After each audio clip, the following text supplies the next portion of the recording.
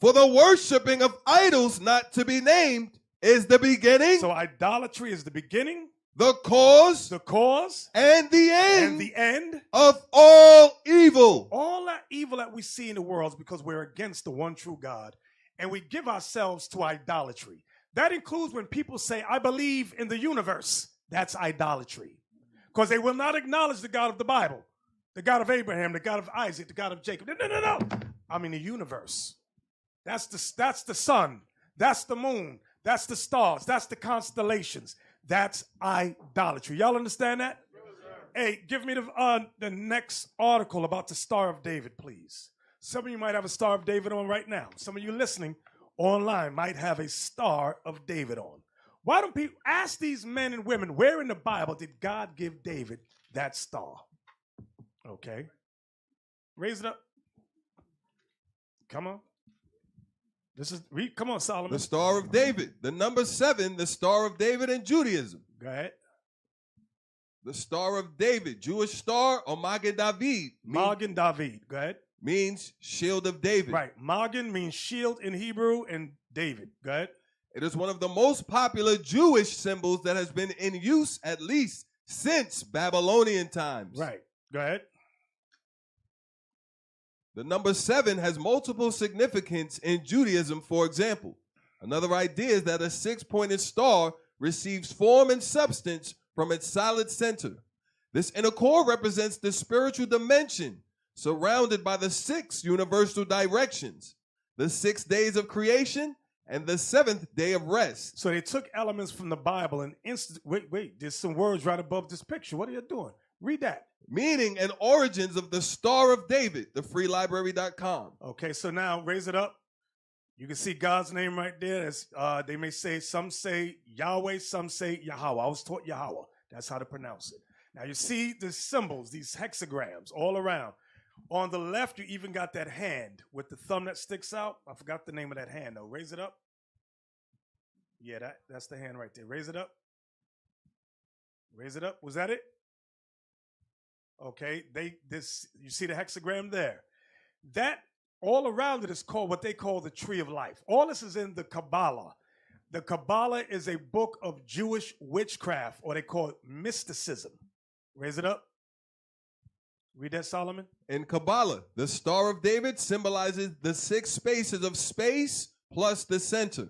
Up, down, east, west, south, north, and center.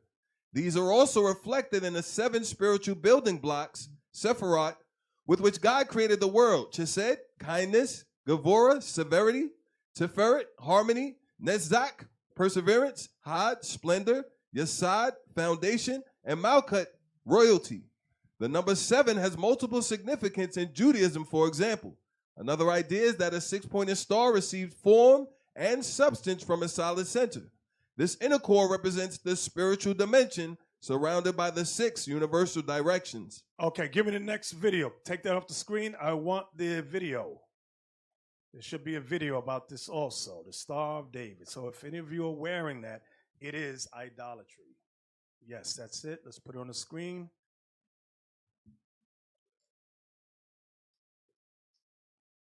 A good example to illustrate this point is the hexagram.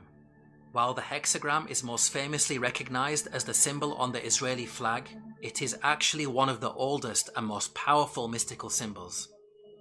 Hexagrams consist of 2 triangles.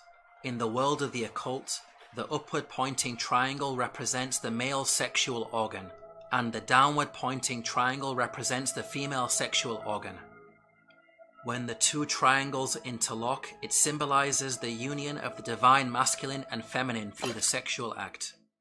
Much like how the act of sexual intercourse results in the creation of life, the interlocking of the 2 triangles gives birth to another hexagram, which in turn gives rise to another, and yet another, and so on and so forth into infinity. Hence, the hexagram is taken as sacred geometry by magicians, who believe that it bestows divine creative power.